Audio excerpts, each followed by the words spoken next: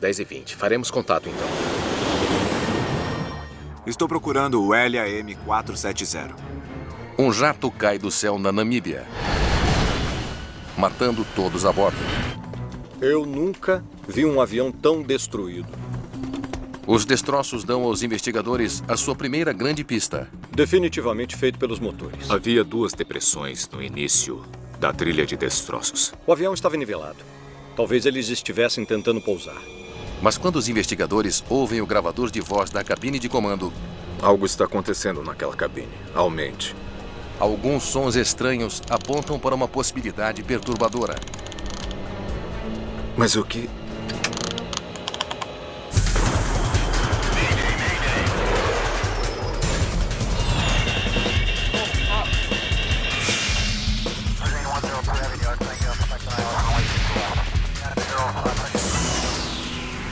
Mayday Desastres Aéreos.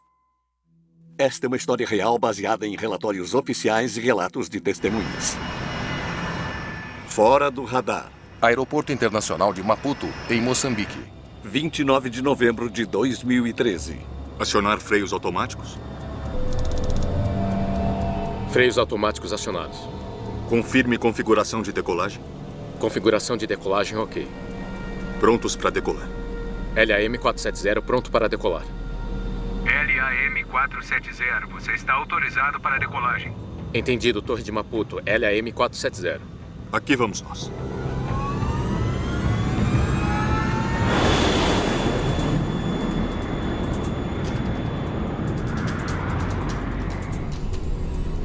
Taxa positiva.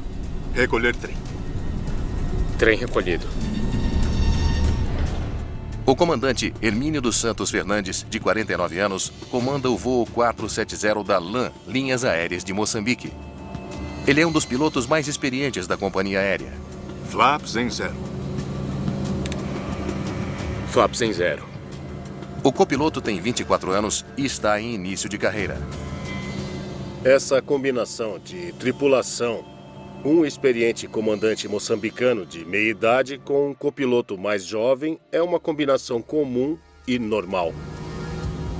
Ativar piloto automático. Piloto automático ativado. O voo leva 20 minutos para nivelar em sua altitude de cruzeiro de 11.500 metros. Ele vai para Luanda, em Angola, e sobrevoa a África do Sul e Botsuana para chegar lá. O voo levará 4 horas. A LAM Moçambique já existe há alguns anos. Iniciou as suas operações no final dos anos 30. Então é uma companhia aérea estabelecida. Voa principalmente dentro da África, com uma frota relativamente pequena de 6, 7 aeronaves. O voo direto de Moçambique para Angola é crucial para muitos passageiros. Os 2 países falam português e têm muitos vínculos comerciais. Há uma grande mistura de turistas e empresários viajando entre os 2 países, especificamente por causa desse vínculo do português. A carga de trabalho deve ser bem leve para a tripulação da cabine. O voo de hoje não lotou. A maioria dos assentos está vazia. Os pilotos estão voando uma aquisição recente da companhia aérea. É um Embraer 190, comprado há pouco mais de um ano. O jato bimotor está em uso no mundo todo, principalmente em rotas de baixo volume. O Embraer 190 é um avião moderno, muito bem sucedido. É considerado um jato regional. É uma boa aeronave para voar. Controle aéreo de Gaborone, LAM-470. 45 minutos após a decolagem. O jato cruza o espaço aéreo sobre Botsuana. Os pilotos fazem o check-in com o Centro de Controle Aéreo de Gaborone. Quer você esteja voando por um país ou por vários países, precisa passar por várias jurisdições. E assim, um voo típico de longa distância, você pode ter 3 ou 4 áreas distintas de controle de tráfego aéreo com os quais o avião precisa se comunicar. LAM-470 Gaborone. Informe o seu tempo estimado para Agra. Cerca de 1 hora. Gaborone, LAM-470. Entendido. Devemos estar em Agram às 10h20. Faremos contato, então. Os pilotos confirmam que farão o check-in quando chegarem a um ponto de navegação que marca a fronteira entre Botsuana e Angola.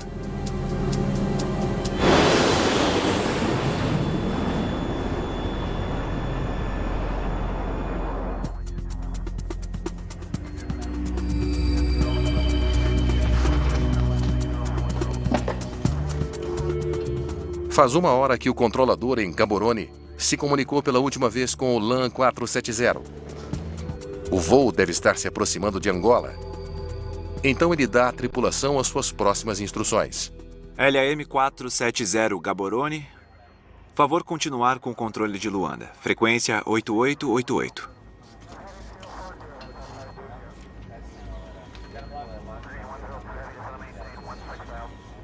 LAM 470 na escuta.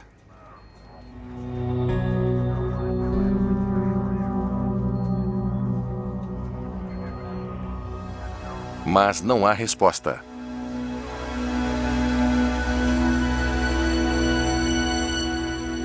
Cinco minutos depois, o controlador de Gaborone entra em contato com o controle de Luanda, em Angola, para descobrir se eles se comunicaram com a tripulação.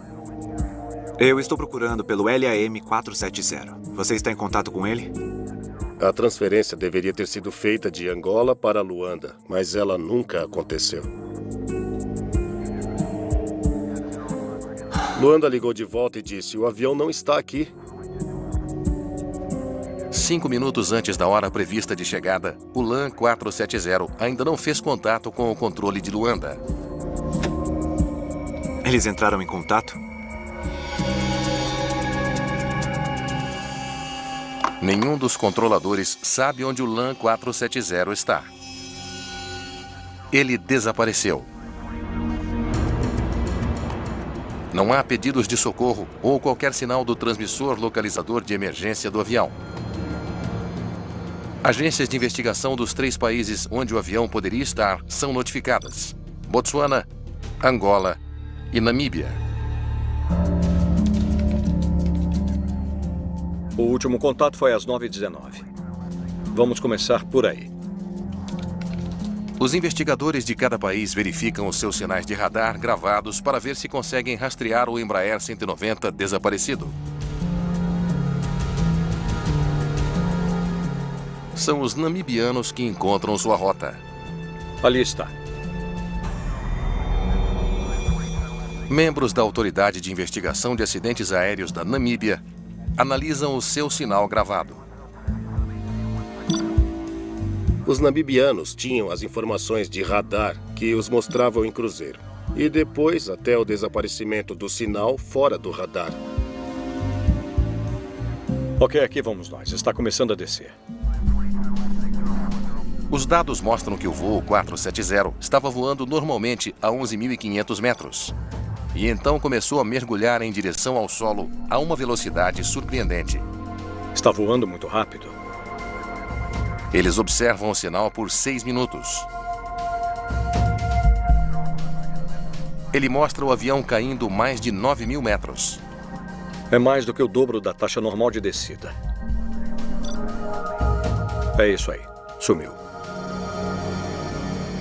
Ficou claro que a aeronave estava em cruzeiro e desapareceu do radar a alguns milhares de metros acima do solo. O que condiz com a aeronave tentando pousar ou com algum outro problema que provocou a sua queda. O sinal do radar desaparece quando o avião cai abaixo de 2.000 metros.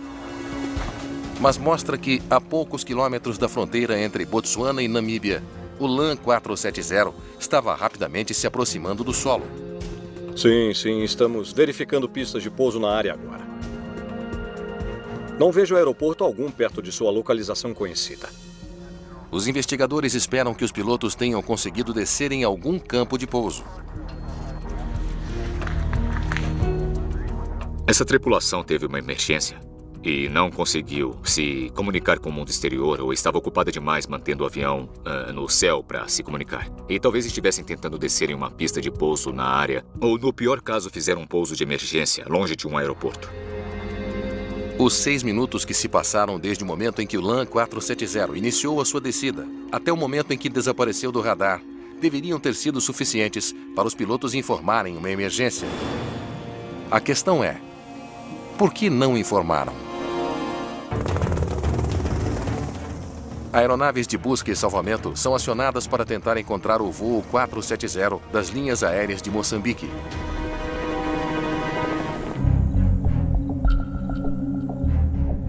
Mas são guardas florestais no remoto Parque Nacional Boaboata, da Namíbia, os primeiros a se deparar com um emaranhado de destroços. Claramente, é o voo 470 das linhas aéreas de Moçambique. Todos os 27 passageiros e a tripulação estão mortos. A área onde os destroços foram encontrados é muito remota. É escassamente povoada e é uma área muito aberta. O local fica em uma faixa de 450 quilômetros na Namíbia, entre Botsuana e Angola, colocando os investigadores da Namíbia no comando. Muito bem. Temos muito terreno para cobrir. Vamos encontrar o ponto de impacto. Essa foi a maior investigação que eles já fizeram. Foi a primeira envolvendo uma fatalidade em um grande avião a jato. Era uma aeronave de outro país, com passageiros de vários outros países a bordo. Então eles sofriam a pressão adicional de estar sob os holofotes internacionais. Eu nunca vi um avião tão destruído. A equipe vasculha os escombros em busca de pistas que possam ajudar a explicar o acidente. Os destroços podem nos dizer muito. E até a maneira como estão dispostos no chão é muito importante. O último gráfico de radar do voo mostrou que o avião estava em uma descida estranhamente acentuada, momentos antes do acidente. Mas o local do acidente dá detalhes importantes. Então o avião caiu ali e seguia nesta direção a caminho de Luanda. O voo 470 estava indo na direção correta. Não estava fora do seu curso. Os investigadores procuram outros padrões de destroços para ver o que mais podem descobrir. Aileron direito. Tome nota. Uma das coisas que os investigadores procuravam era ver se partes muito específicas da aeronave estavam dentro ou perto do campo principal de destroços, como a ponta das asas, o nariz da aeronave, a cauda da aeronave. Flap esquerdo. Essas partes da aeronave tendem a se soltar dela primeiro se houver um rompimento a bordo. Eles encontraram todas aquelas partes do avião. A aeronave estava completamente intacta quando atingiu o chão. No ponto do impacto inicial, os investigadores encontram duas valas quase idênticas. Vamos medir isto aqui. Havia duas depressões bem no início da trilha de destroços. –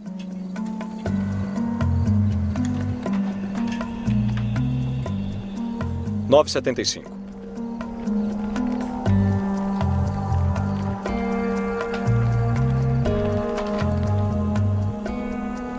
É a distância entre os dois motores. A distância que mediram era a distância entre os motores da aeronave. São idênticas, então o avião estava nivelado. Isso sugeriu aos investigadores que a aeronave estava relativamente nivelada. É uma pista importante que mostra aos investigadores a maneira como o avião atingiu o chão. Os investigadores estudam o formato do local da queda. Estamos a 487 metros do primeiro ponto de impacto. O padrão dos destroços é longo e estreito. Quando vejo uma trilha de destroços que é tão longa e a aeronave está tão desintegrada, isso revela que havia uma alta velocidade vertical ao atingir o solo e uma alta velocidade para frente para os destroços se espalharem por uma área tão ampla. E isso geralmente indica que havia uma velocidade muito alta, não necessariamente um impacto de alta velocidade fora de controle contra o solo. A extensa trilha de destroços sugere uma possibilidade. Talvez eles estivessem tentando pousar. Para responder a essa pergunta, a equipe examina o trem de pouso. Os pneus não estão murchos. Não há danos nas bandas de rodagem, sem marcas de perfuração. O trem estava recolhido. Não foi um pouso de emergência. é a primeira pista tangível sobre o que os pilotos poderiam estar fazendo.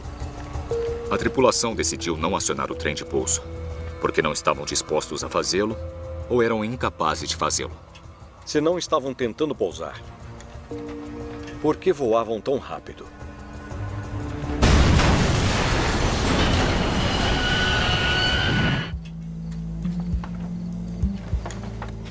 Um dia após o acidente, ainda não há evidências do motivo do voo 470 da LAN ter caído na Namíbia.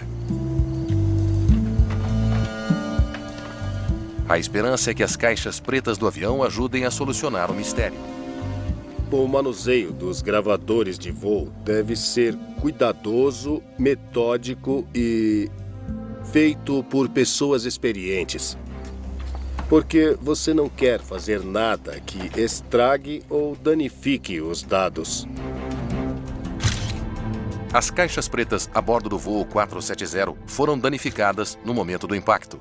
Elas são enviadas para análise. Logo depois, a NTSB, a Agência Nacional de Segurança dos Transportes dos Estados Unidos, ingressa na investigação. Falta alguma coisa? Acho que não.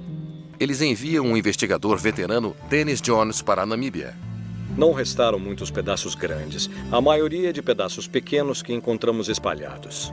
Ele investiga acidentes aéreos em toda a África desde 1996. E estavam tentando pousar? Não.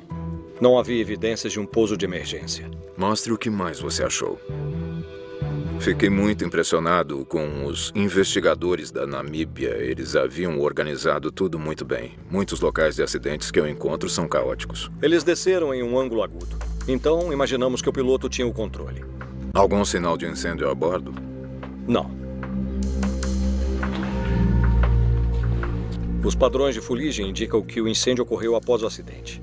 Parecia que os danos de fogo estavam associados ao impacto e não a qualquer coisa ocorrida a bordo.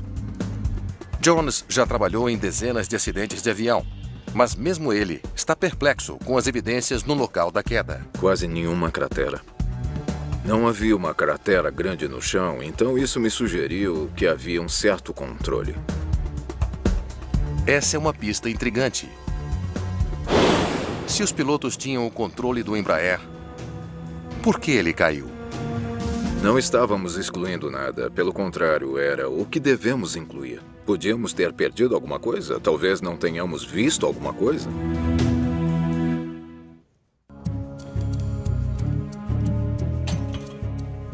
Os destroços e os dados do radar contam aos investigadores a mesma história sobre a queda do voo 470 da LAN. Tornou-se bastante evidente que foi um impacto de alta energia porque a aeronave basicamente se desintegrou no impacto. Com uma descida tão rápida, os investigadores se perguntam se foi uma falha nos motores. Quando um motor a jato está funcionando, os rotores giram à medida que puxam o ar. A maneira como essas pás da turbina estão danificadas, elas definitivamente estavam girando com impacto. Quando você tem um motor que gira a milhares de rotações por minuto e ele para de repente, ele deixa certos tipos de assinaturas que chamamos de debulhamento, em que os rotores são despojados e isso faz com que as pás fiquem separadas e achatadas. Parecem espigas de milho. E quando eu olhei para os dois motores, a evidência era muito forte de que eles estavam operando totalmente na hora do impacto. Uma semana após o acidente do voo 470, os investigadores descobriram tudo o que podiam no local do acidente. Agora eles precisam voltar o seu foco para outro lugar para obter respostas. Então, o que não vimos? Quando eu deixei o local, eu disse, certo, nós temos algumas respostas aqui, mas não temos todas. Podemos ter deixado passar alguma coisa. Vamos ver os registros de manutenção. Talvez fosse uma questão mecânica meio sutil e não muito óbvia na época. A investigação passa do campo para a sede da DAAI, em Windhoek, na Namíbia. Essa é a última inspeção? Parece que sim. Eles começam a investigar a maneira como a LAN mantinha o avião. 28 de novembro. O dia antes do acidente.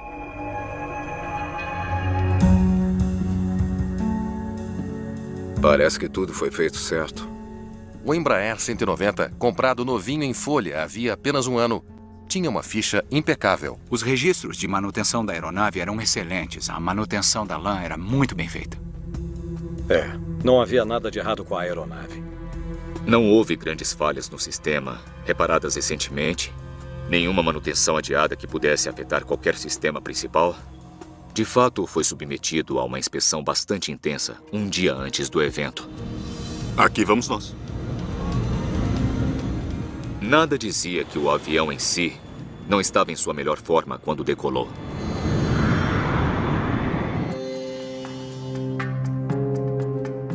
Sem evidências de um problema mecânico, a equipe volta sua atenção para fatores externos. Eles revisam os boletins meteorológicos do dia do acidente. Chegaram os dados meteorológicos de mau. O mau tempo derrubou o voo 470? Ótimo. Por que não começamos pela decolagem em Maputo? A África é o lar de algumas das tempestades mais violentas e fortes que existem. Uma tempestade traz todos os perigos que você possa imaginar junto com ela. Ela possui descargas elétricas e raios. Isso pode afetar os seus sistemas de navegação. Possui turbulência severa, que pode comprometer a integridade da aeronave. Tem granizo, tem chuva. A equipe vasculha uma série de imagens de satélite que abrangem a duração do voo. Apenas nuvens dispersas a 900 metros durante o voo. Em nenhum lugar perto da altitude de cruzeiro deles. Não havia nada que vimos no clima que explicasse por que aquele avião estava no chão. Como o vento estava? Naquele dia não passou de cerca de 11 nós. Então, isso não era um problema. Quando o meio ambiente não tem nada de incomum, quando a máquina parece estar funcionando, a área que os investigadores tendem a pesquisar é a operação da aeronave.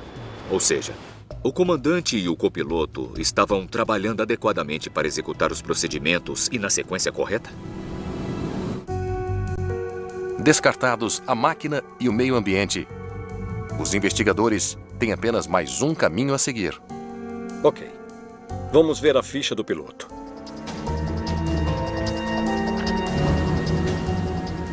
Os pilotos foram responsáveis pelo acidente do voo 470?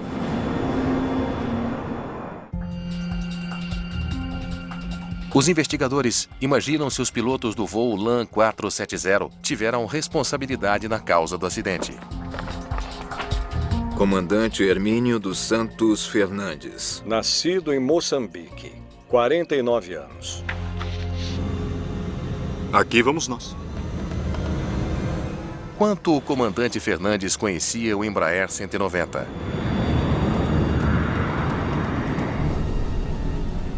Taxa positiva. Recolher trem. Trem recolhido.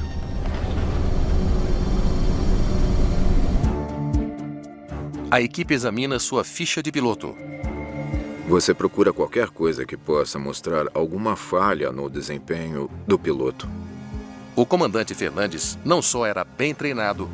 2.500 no Embraer 190. 9.000 horas de voo no total. Como era um aviador experiente.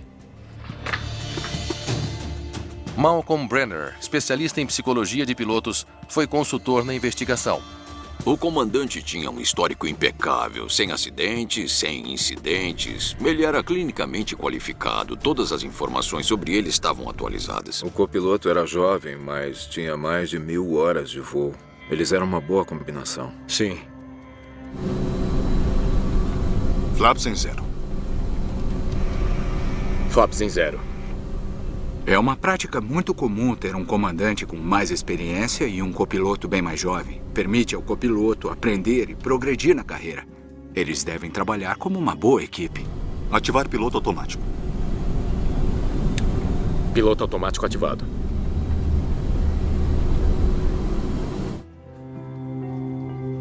Os investigadores esgotaram todas as vias de investigação disponíveis e acabaram sem nada. O acidente continua sendo um mistério. Notícia dos gravadores? Ainda não. Eu vou perguntar. Está bem. 2 semanas após o acidente, os dados do voo e os gravadores de voz da cabine de comando finalmente estão prontos para análise em Washington, D.C.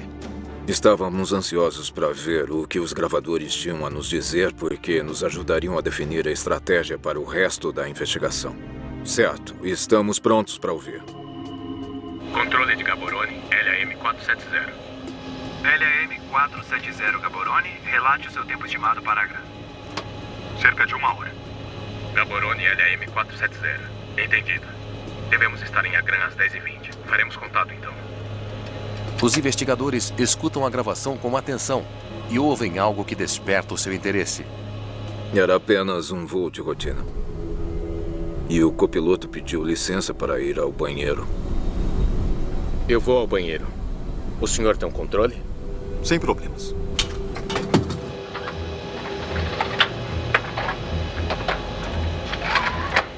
O copiloto sai da cabine. O comandante confirmou tudo bem e o copiloto saiu.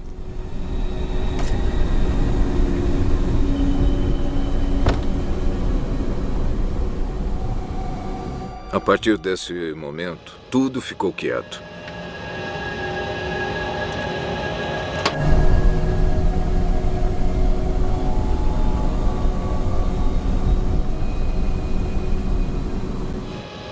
Trinta segundos se passam.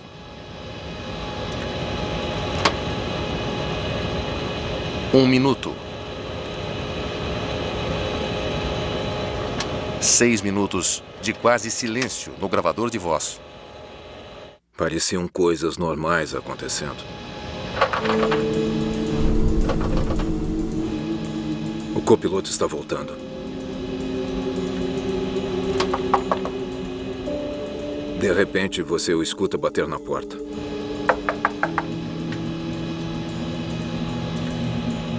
Não houve resposta.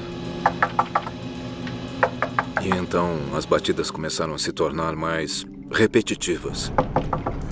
A porta da cabine de comando permanece trancada. O copiloto do voo quer voltar lá para dentro e o comandante não está respondendo. Durante o voo, a porta da cabine de comando se trava automaticamente. Ela pode ser aberta do lado de fora com um código. Mas o código não está destrancando a porta. E o comandante ainda não está respondendo. O comandante pode ter adormecido, talvez o comandante esteja um pouco tonto. Talvez se eu apenas bater na porta, as coisas voltarão ao normal. Ele vai me deixar entrar.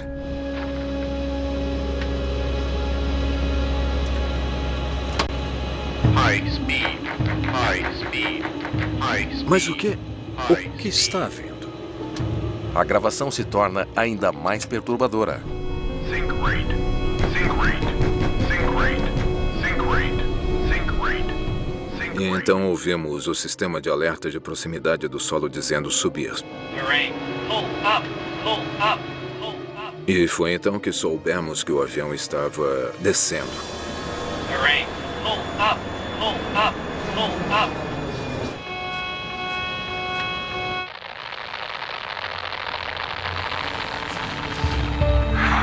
Os investigadores estão perplexos. É muito mais que anormal, é estranho, é incomum. Não se espera que haja uma situação em que um piloto tenha sua entrada recusada na cabine de comando. Alguma coisa errada com o comandante?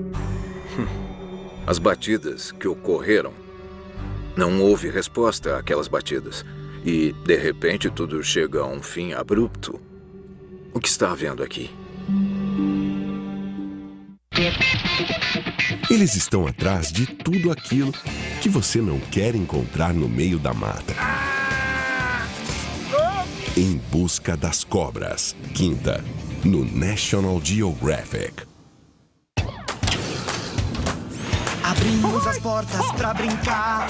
Vem pra esse mundo de felicidade. Muitos amigos vai encontrar e a magia vai te encantar. Este é o seu lugar e todos somos bem-vindos ao Disney Junior. Bem-vindos ao Disney Junior.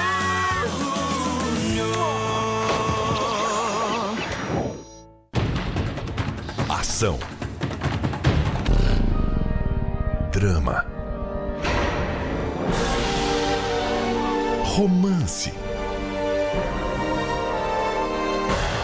suspense e artes marciais.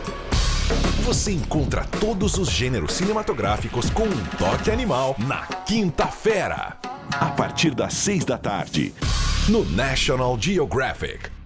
Quando você está com dor de garganta, você quer alívio rápido. Strepsils é o único com fluorbiprofeno. Ação analgésica e anti-inflamatória com alívio rápido por até 3 horas. Tchau, tchau, dor de garganta com Strepsils.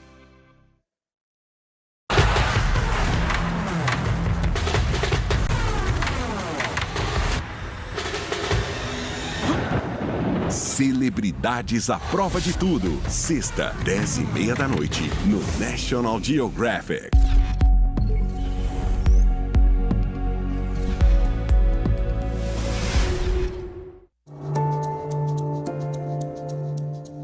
A investigação do acidente do voo 470 da LAN descobriu uma pista chocante.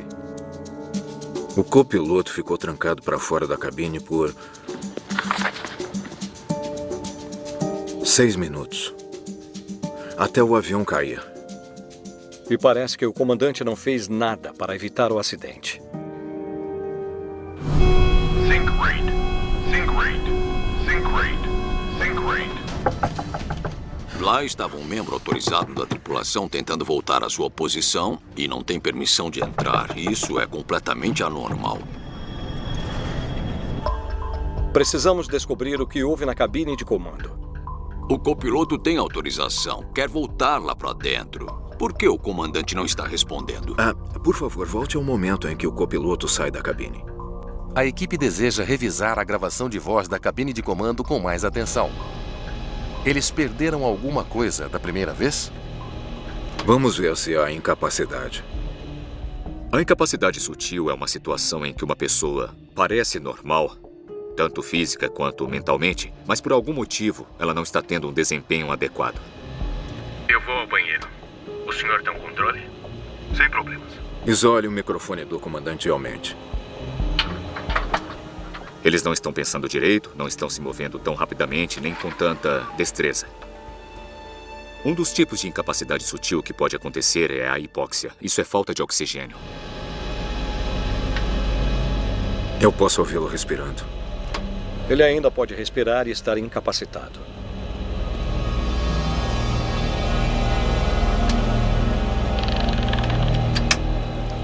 Espere. Vamos ouvir de novo.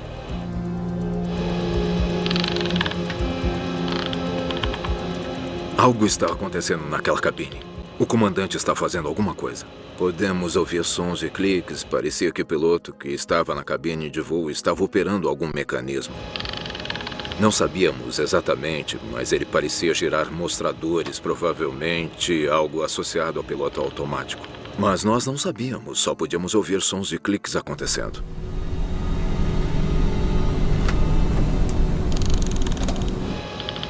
Ele está se movendo. Podíamos ouvir movimento, então parecia ser alguém que estava consciente. O que ele está fazendo? Inserindo comandos de voo? O que eles não ouviram foi ainda mais incomum. Eles não ouviram uma única palavra sair da boca do comandante. Nenhuma palavra para o copiloto, nenhuma palavra no rádio, nem mesmo uma palavra para si mesmo. Só havia silêncio por parte dele. A gravação leva a uma hipótese sombria. Uma vez que os investigadores ouviram o que estava acontecendo, eles pensaram que poderia ser algum tipo de ação proposital por parte do comandante.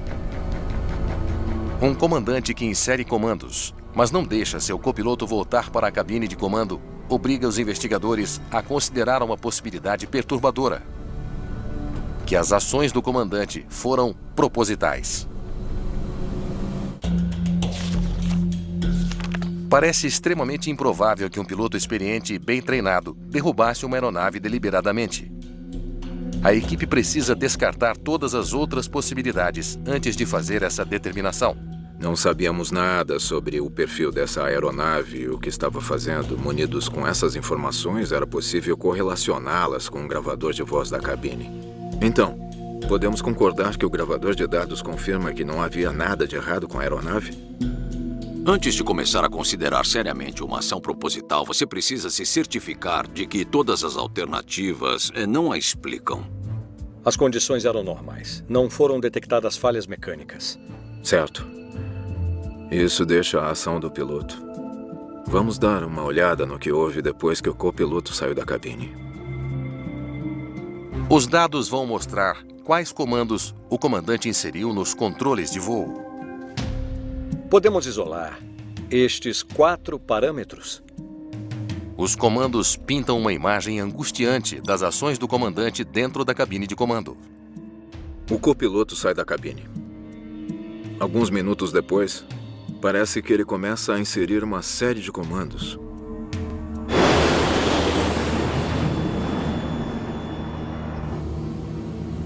Eu preciso ir ao banheiro. O senhor tem um controle? Sem problemas.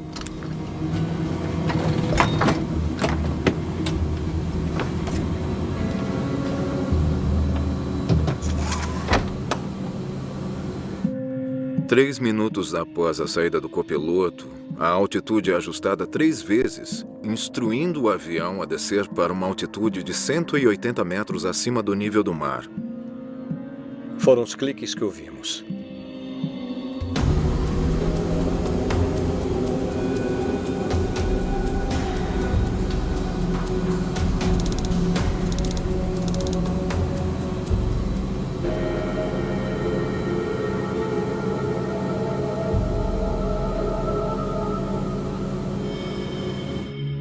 180 metros é bem abaixo do nível do solo naquela área.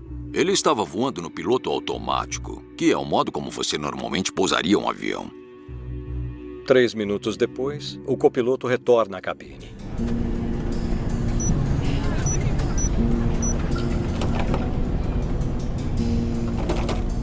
Mas o comandante não abre a porta. Em vez disso, deve ter substituído o código da porta. Aviões como o Embraer 190 têm um controle que permite a um piloto dentro da cabine anular o teclado do lado de fora e manter a porta trancada. Aí, ele desativa o autorregulador, iniciando a descida. A potência foi reduzida. Os aceleradores permaneceram na posição de marcha lenta. Esses mesmos tipos de comandos são o que você usaria durante uma descida no seu destino. Ele instruiu o piloto automático a derrubar o avião.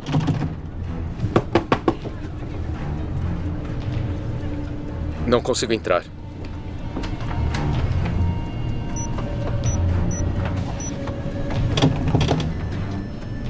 Não vamos alarmar os passageiros. O copiloto tenta ser discreto. Comandante, o senhor está bem? A última coisa de que ele precisa agora é de pânico no avião. Com o copiloto batendo na porta, o comandante faz um último movimento. Ele aciona os freios aerodinâmicos. Os freios aerodinâmicos elevam os spoilers do avião. O acionamento dos spoilers está completamente fora dos procedimentos normais. Os freios aerodinâmicos aumentam a velocidade vertical da aeronave. O avião estava descendo a cerca de 1.500 metros por minuto. 1 minuto depois de acionar os freios aerodinâmicos, ele chegou ao máximo, pouco mais de 3.000 metros por minuto.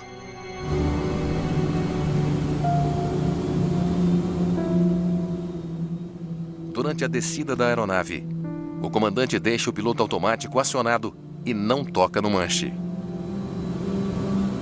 Os comandos que ele estava inserindo mostram que o comandante tinha um conhecimento muito profundo da aerodinâmica da aeronave e do comportamento dos sistemas.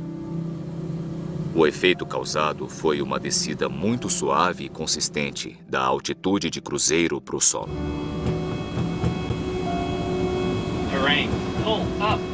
Tudo o que estava sendo feito pelo piloto tinha o objetivo de derrubar o avião rapidamente.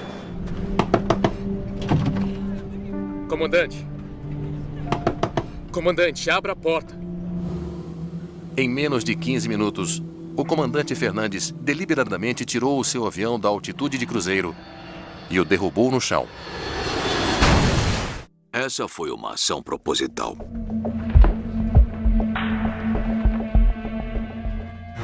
Resta agora uma pergunta a responder. Mas por que um piloto faria isso?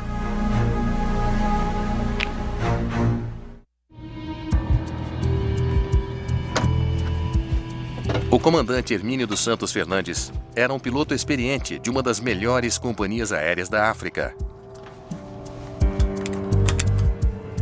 O que o fez levar o LAN 470 até 11.500 metros e depois derrubá-lo no chão. O que sabemos é que levou cerca de 2 minutos até o comandante trancar a porta. E então mais 1 minuto até ele iniciar a descida. E durante esse tempo, nós devemos presumir que ele estivesse pensando na vida. E se ele gostaria de fazer uma coisa assim.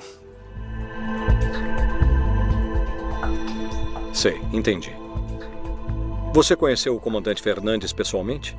A investigação vasculha a vida do comandante, presente e passado. E ele parecia deprimido? Apesar de não encontrar anormalidades em seu histórico profissional e médico, os investigadores descobriram que, na sua vida privada, era diferente. Os investigadores encontraram vários traumas nos antecedentes do comandante. Ele estava separado da esposa havia quase 10 anos e o processo de divórcio ainda não estava finalizado. Problemas cardíacos? A sua filha mais nova teria sido submetida a uma cirurgia cardíaca por volta daquela época, o que teria sido muito estressante. E como se esses não fossem traumas suficientes para um homem... 1 ano antes, o filho mais velho do comandante havia morrido em um acidente de carro, que se acreditava ter sido suicídio. Fazia quase exatamente 1 ano. O aniversário da morte do filho teria sido por volta da época do acidente, apenas alguns dias antes. Então, com certeza, isso estaria em sua mente. Comandante Fernandes, é um prazer ver o senhor. Igualmente. A última coisa que aconteceu não é o que causa, mas o que pode precipitar. Pode essencialmente disparar a armadilha que já tinha toda essa energia acumulada atrás dela. O sol brilha sobre nós hoje. É um bom dia para voar. Sim, é mesmo.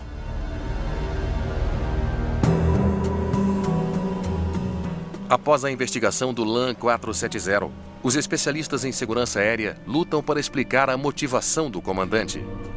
Para mim, é realmente impossível responder qual foi o efeito que as circunstâncias de vida dele tiveram sobre a decisão que ele tomou naquele momento durante o voo. É impossível saber pelas evidências que temos se foi um ato deliberado elaborado bem antes do voo ou se aconteceu durante o voo. Determinar como impedir que um ato tão irracional aconteça novamente também é um desafio. Eu preciso ir ao banheiro. O senhor tem um controle? Sem problemas. Por muitas razões de segurança, é importante ter 2 pessoas na cabine de comando o tempo todo. É a chamada regra de 2. Moçambique estava à frente da maioria da indústria. A ALAN iniciou uma política de que você não deixa uma pessoa sozinha na cabine de comando. Só que naquele momento a regra não foi seguida. Ter mais alguém na cabine de comando daria a ele a chance de falar sobre o que o incomodava. Podia ser a chance de resolver as coisas. Mas as circunstâncias terríveis cercando o acidente do voo 470 e a morte de 33 pessoas recebem pouca atenção no resto do mundo. Se este acidente tivesse acontecido no primeiro mundo, seria divulgado por muito mais meios de comunicação do que tendo ocorrido na África. E por isso poderia exercer um impacto muito maior, levando a comunidade internacional a tomar providências para evitar esses problemas de saúde mental na aviação. Então, em 24 de março de 2015, pouco mais de 1 ano após o acidente do voo 470, o voo 9525 da Germanwings desapareceu do radar sobre os Alpes franceses. Assim como o LAN 470, um piloto tranca o outro para fora da cabine, realiza uma série calculada de procedimentos de voo e permite que o piloto automático faça o avião voar direto para o chão. É como se ele tivesse lido o relatório do LAN 470 com base nas sequências de eventos ocorridos. A investigação revelou que esse acidente foi causado pelas ações propositais do copiloto. Uma maior atenção ao acidente da LAN teria beneficiado a indústria e muito provavelmente teria iniciado procedimentos que teriam impedido o caso da Germanwings. A Germanwings não tinha a política de ter uma segunda pessoa na cabine de comando e essa é uma lição aprendida com a LAN que poderia muito bem ter impedido o que aconteceu. A publicidade sobre o acidente da Germanwings provoca uma demanda por providências no setor aéreo.